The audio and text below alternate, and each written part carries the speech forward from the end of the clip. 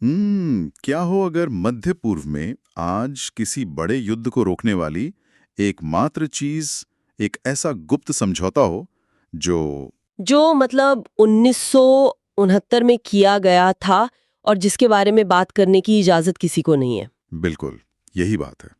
ये वाकई एक ऐसा सवाल है जो आज के हालात देखकर जहन में आता है। तो आज के इस गहरे विश्लेषण में हम इसी की पड़ताल करने वाले हैं। हम्म। अगर हम एक बेहद पुराने और विशाल पेड़ की कल्पना करें तो आज की खबरों में हम जो कुछ भी देख रहे हैं, खासकर फरवरी और मार्च 2026 में ईरान और इजरायल के बीच जो तनाव और एपिक फ्यूरी नाम का सैन्य अभियान चल रहा है, वे सब इस पेड़ की सिर्फ आधुनिक शाखाएं हैं। हाँ, जो ऊपर से देखने पर बहुत उलझी हुई और खतरनाक लगती हैं। एकदम सही। लेकिन आज हम सतह से थोड़ा नीचे जाने वाले हैं।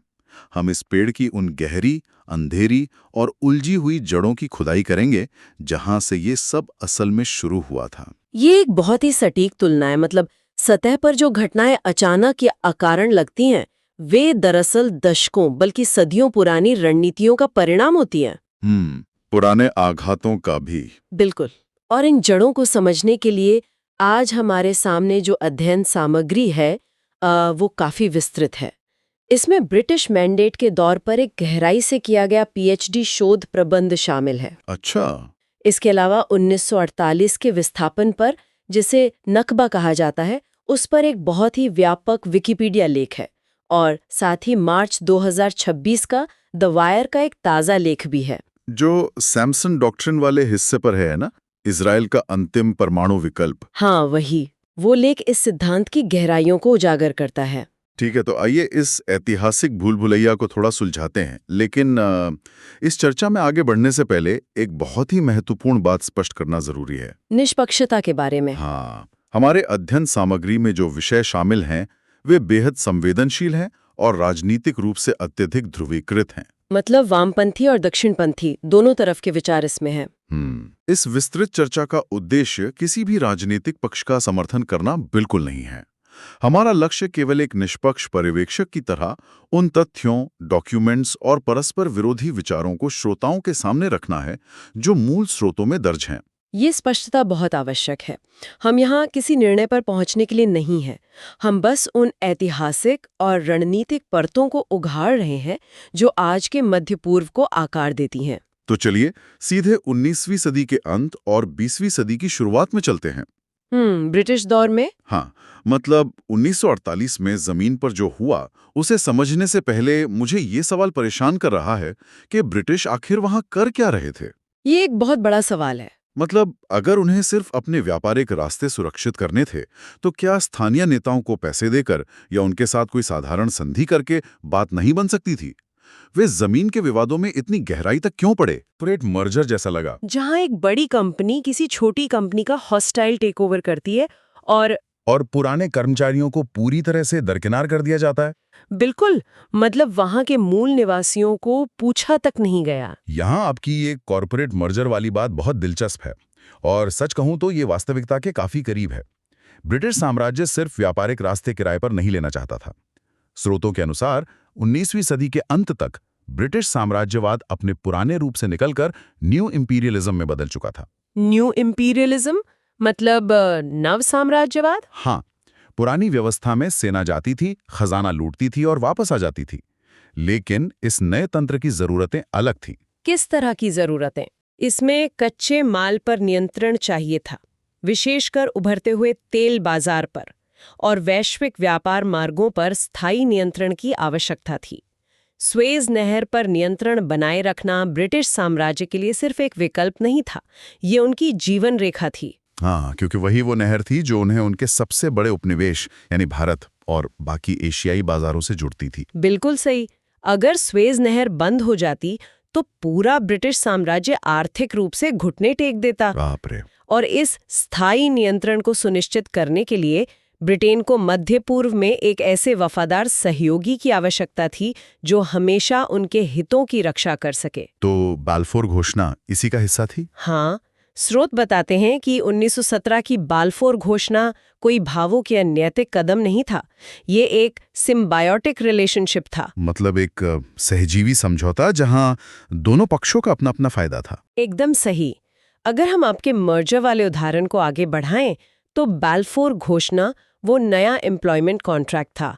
ब्रिटेन को अपना दबदबा बनाए रखने के लिए एक कॉलोनाइजिंग सरोगेट की जरूरत थी। एक उपनिवेशवादी प्रतिनिधि। हाँ, और दूसरी तरफ ज़ायोनी आंदोलन को अपने राष्ट्रीय घर के लिए एक ताकतवर साम्राज्यवादी प्रायोजक मिल गया। लेकिन इस नए कॉन्ट्रैक्ट में जो लोग पहले से उस जमीन पर काम कर रहे थे, उनका क्या? यही तो सबसे बड़ी त्रासदी थी। जो फिलिस्तीनी लोग सदियों से वहां रह रहे थे, क्या अंग्रेजों ने कभी उनकी सामाजिक संरचना के बारे में सोचा भी था? दस्तावेजों से जो तस्वीर उभरती है उसके अनुसार स्थानीय आबादी को इस बड़ी भू राजनीतिक बिसात में सिर्फ एक अड़चन के रूप में देखा गया। यहाँ जो बात सबसे दिलचस्प है वो ये है कि ये सिर्फ जमीन का हस्तांतरण नहीं था। तो और क्या था? इस गठजोड़ ने वहाँ के पूर्व पूंजीवादी जो कृषि पर आधारित फिलिस्तीनी समाज था उसकी पूरी संरचना को ही नष्ट कर दिया। मुझे ये थोड़ा और समझाइए, एक कृषि समाज को नष्ट कैसे किया जाता है?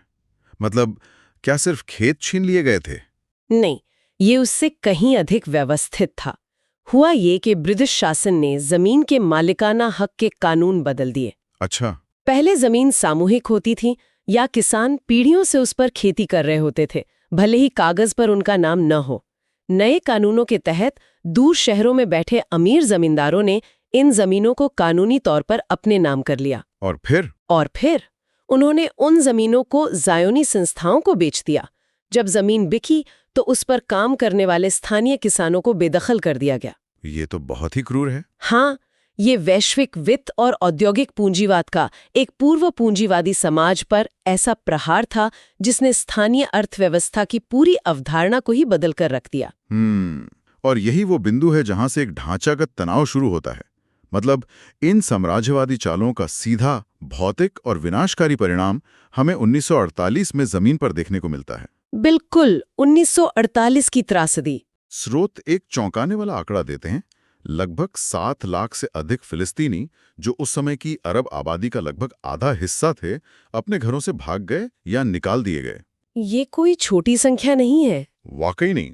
और ये विस्थापन सिर्फ एक युद्ध का साइड इफेक्ट नहीं लगता। और अध्ययन सामग्री स्पष्ट रूप से दिखाती है कि यह विस्थापन कई चरणों और अलग-अलग रणनीतियों के तहत हुआ। इसमें मनोवैज्ञानिक युद्ध से लेकर सीधे सैन्य हमले तक सब कुछ शामिल था। स्रोतों में कुछ विशिष्ट घटनाओं का जिक्र है जो ये सोचने पर मजबूर करती हैं कि खौफ का तंत्र कैसे काम करता है, जैसे दीर यासीन का नरसंहार। हाँ, जिसने पूरे इलाके में एक भयंकर दहशत फैला दी थी। फिर हाइफा शहर का पतन, जहां बाजारों और भीड़-भाड़ वाले इलाकों पर मोर्टार से हमले किए गए। और ल्यूडा का डेथ मार्च, जिसके बारे में स्रोत बताते हैं कि इसका आदेश सीधे डेविड बेन गुरियन और यित्साक राबिन ने दिया था।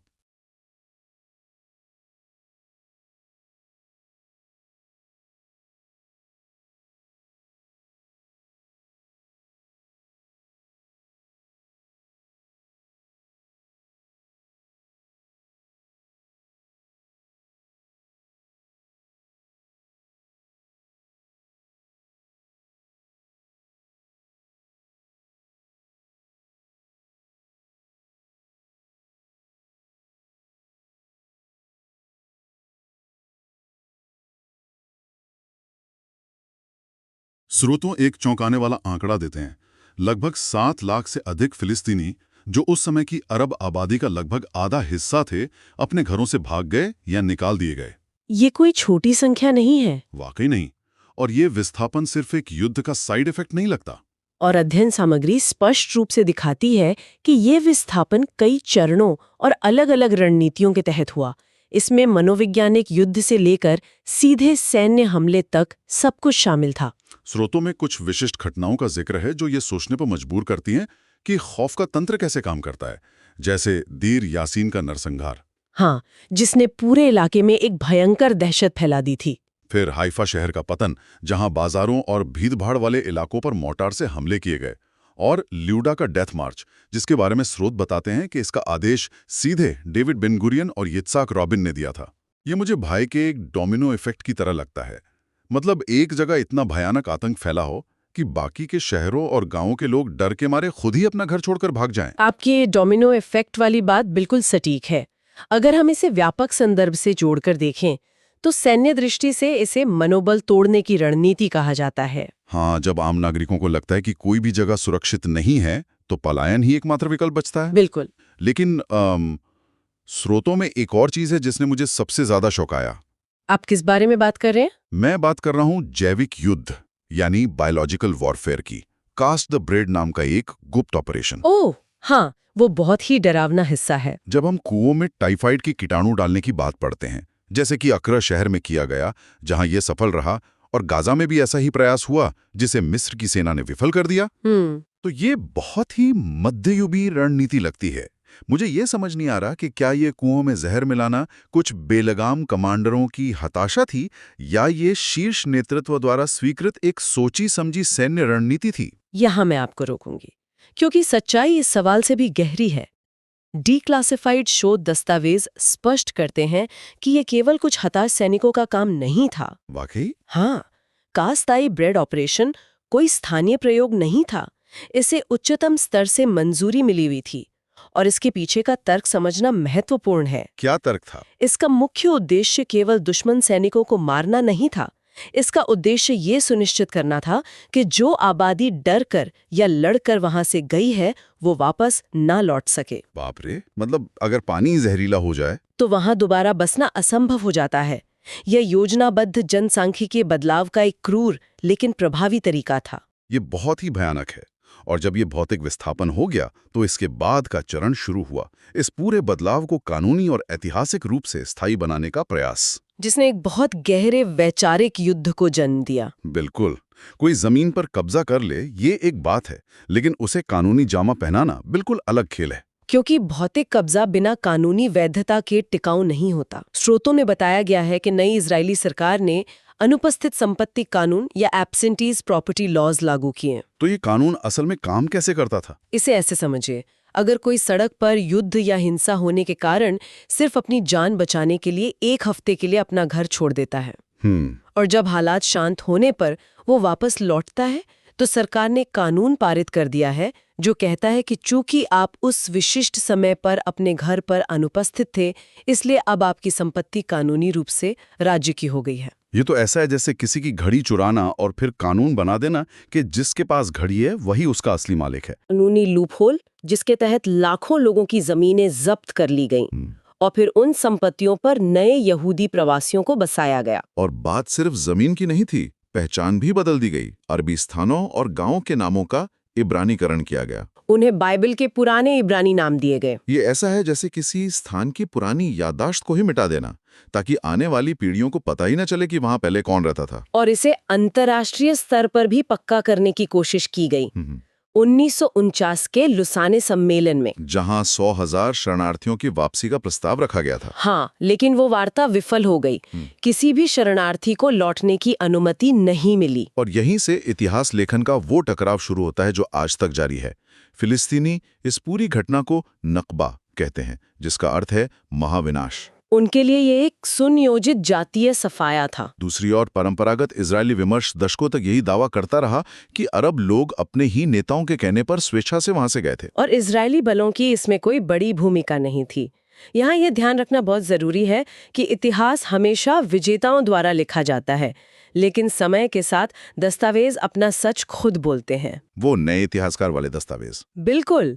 स्रोतों में एक बहुत बड़ा मोड़ तब आता है जब 1980 के दशक में नए इतिहासकार सामने आते हैं, इलान पप्पे और बेनी मॉरिस जैसे इजरायली इतिहासकार। हाँ, और ये इसलिए संभव हुआ क्योंकि इजराइल ने अपने कुछ सैन्य अभिलेखागारों को डिक्लासिफाई कर दिया था, यानी सार्वजनिक कर दिया था। इन इतिहासकारों ने उन मूल दस्तावेजों का अध्ययन किया और आधिकारिक रिकॉर्ड्स के आधार पर साबित किया कि ये कोई स्वेच्छा से किया गया पलायन नहीं था, बल्कि बड़े पैमाने पर सुनियोजित निष्कासन था। और इससे भी ज्यादा चौंकाने वाली बात यह है कि जब यह सच दुनिया के सामने आने लगा, तो हाल के वर्षों में इजरायली रक्षा मंत्रालय के अधिकारियों ने एक गुप्त अभियान चलाया। गुप्त अभियान दस्तावेजों को लेकर? हाँ, वे चुपचाप उन अभिलेखागारों में वापस गए और उन दस्तावेजों को फिर से छिपाने या सेंसर करने का प्रयास किया जिनसे 1948 के विस्थापन की सच्चाई सामने आई थी। अरे ये तो बिल्कुल वैसा ही है जैसे आग में से धुआं वापस खींचने की कोशिश करना। एकदम से। मतलब एक बार जो सच किताबों और शोध पत्रों में बाहर आ गया, उसे आप वापस तिजोरी में बंद करके कैसे मिटा सकते हैं? यहाँ ये विषय और भी दिलचस्प हो जाता है। हाँ, जब ऐतिहासिक दस्तावेजों को ही छिपाया जा रहा हो, उनका राजनीतिकरण किया जा रहा हो, तो भविष्य की पीढ़ियां किसी एक सत्य पर कैसे सहमत हो सकती हैं? यही वो त्रासदी है। दस्तावेजों को फिर से सेंसर किया जाना ये दिखाता है कि 1948 का इतिहास सिर्फ अतीत का कोई अध्याय नहीं है। यह इस बात की लड़ाई है कि आज उस जमीन पर किसका नैतिक और कानूनी अधिकार है। और ये अस्तित्व का संकट, ये निरंतर चलने वाला युद्ध, ये हमें हमारे अंतिम और शायद सबसे डरावने स्रोत की ओर ले जाता है। आप सैमसन डॉक्ट्रिन की बात कर रहे हैं? हाँ, जब एक देश की नींव इतने विवादित इतिहास पर रखी गई हो, तो एक ऐसी मानसिकता का जन्म होता है जहां सुरक्षा के लिए सबसे चरम विकल्प को अपनाना अनिवार्य मान लिया जाता है। बिल्कुल। द वायर का मार्च 2026 का लेख इसी विषय की गहराई में उतरता है। आज जब हम अमेरिका और इजराइल द्वारा ईरान के खिलाफ एपिक फ्यूरी नामक हवाई अभियान देखते हैं, तो ये सिद्धांत एक बार फिर चर्चा का केंद्र बन गया है। सैमसन डॉक्ट्रिन, ये शब्द खोजी पत्रकार सीमूर हर्ष ने लोकप्रिय बनाया था ना? हाँ, और ये नाम बहुत सोच समझ कर रखा गया है। बाइबल के पात्र सैमसन पर। कहानी के अनुसार सैमसन के पास असाधारण ताकत थी, लेकिन जब उसके दुश्मनों ने उसे पकड़ लिया और अंधा कर दिया, तो उसने हार मानने के बजाय उस विशाल मंदिर के खंभे ही गिरा दिए जिसमें वे सब मौजूद थे। वो खुद भी मारा गया, लेकिन उसने अपने सभी दुश्मनों को भी खत्म कर दिया। आधुनिक भू राजनीति में इस सिद्धांत का सीधा अर्थ है, अगर इजराइल का अस्तित्व खतरे में पड़ा तो वो एक विनाशकारी परमाणु जवाबी कार्रवाई करेगा, भले ही उसमें सब कुछ खत्म हो जाए। वे अपने साथ सबको ले डूबेंगे। ये एक भयानक लेकिन बेहद प्रभावी निवारक तंत्र है। और इस परमाणु क्षमता को हासिल करने की कहानी तो किसी जासूसी थ्रिलर से कम नहीं है। स्रोतों में एक अत्यंत गुप्त खुफिया एजेंसी का जिक्र है जिसका नाम था लाकाम। लाकाम का काम इतना गुप्त था कि कई इजरायली राजनेताओं को भी इसकी भनक नहीं थी। वाकई? तो इसका काम क्या था? इसका एकमात्र उद्देश्य दुनिया भर से और यहाँ तक कि अपने सबसे करीबी सहयोगियों से भी परमाणु सामग्री जैसे कि प्लूटोनियम की चोरी और तस्करी करना था। बाप रे, मतलब एक छाया एजेंसी जो अपने ही सहयोगियों की पीठ पीछे सामग्री चुरा रही है ताकि अपना डूम्सडे हथियार तैयार कर सके।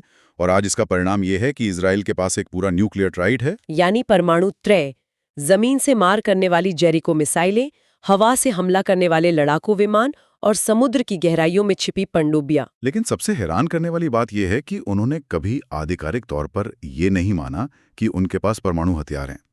स्रोतों में 1969 में गोल्डा मेयर और रिचर्ड निक्सन के बीच हुए एक गुप्त समझौते का जिक्र है। हाँ, और यही वो समझौता है जिसने इस पूरे कार्यक्रम को एक अस्पष्ट दर्जे में डाल दिया, न्यूक्लियर एम्बिग्यूटी की नीति। तो ये अस्पष्टता काम कैसे करती है? समझौता सीधा था, अमेरिका इस पर सवाल नहीं पूछेगा और इजराइल कभी इसका सार्वजनिक घोषणा नहीं करेगा। दुश्मन को पता है कि हथियार मौजूद है, लेकिन कितने हैं, कहाँ हैं, इसका पता नहीं। मैं इसकी तुलना एक वैश्विक डेडमैन स्विच से करूंगा, जैसे किसी बम से जुड़ा वो स्विच जो तब दबता है जब पकड़ने वाले की जान चली जाती है। इस अनिश्चितता ने पूरे मध्य पूर्व की कूटनीति को एक अदृश्य तरीके से नियंत्रित कर रखा है। तो क्या इस तरह के डूम्सडे हथियार का होना वास्तव में एक राष्ट्र को सुरक्षित बनाता है, या ये केवल ये सुनिश्चित करता है कि एक छोटी सी गलती पूरी दुनिया का अंत कर देगी? यही वो गहरा विरोधाभास है। निवारक का सिद्धांत इसी भरोसे पर काम करता है कि कोई हमला न करे, लेकिन हताशा में ये एक आत्मघाती खतरे में बदल जाता है। तो आज के इस गहन विश्लेषण में हमने एक बहुत लंबा सफर तय किया है, ब्रिटिश नवसाम्राज्यवाद की कॉर्पोरेट मर्जर जैसी रणनीतियों से लेकर 1948 की मानवीय त्रासदी, बायोलॉजिकल वॉरफेयर और डीक्लासिफाइड दस्तावेजों तक। बिल्कुल। जो लोग हमें सुन रहे हैं उनके लिए ये जानना जरूरी है कि टीवी स्क्रीन पर आज 2026 में जो ईरान इजराइल तनाव दिख रहा है वो शून्य में घटने वाली कोई अचानक की घटना नहीं है। ये दशकों के रणनीतिक फैसलों और छिपे हुए हथियार कार्यक्रमों का सीधा परिणाम है। और आज की इस विस्तृत चर्चा को खत्म करते हुए मैं स्रोतों से उपजे एक गहरे प्रश्न को छोड़ना चाहता हूँ। जब किसी राष्ट्र के अस्तित्व की अंतिम गारंटी इस भरोसे पर टिकी हो कि वह अपने आसपास के हर देश को नष्ट करने की क्षमता रखता है, यानी एक सैमसन डॉक्ट्रिन लेकर चलता है, तो क्या निरंतर मंडराता अस्तित्व का ये डर समय के साथ खुद ही एक प्रकार की अदृश्य जेल नहीं बन जाता? सोचने वाली बात है। क्या पूर्ण विनाश का डर कभी सच्ची शांति ला सकता है? इसी विचार के साथ हम आज के इस डीप डाइव को यहीं विराम देते हैं। अगली बार फिर मिलेंगे एक नए विषय की गहराई में उतरने के लिए।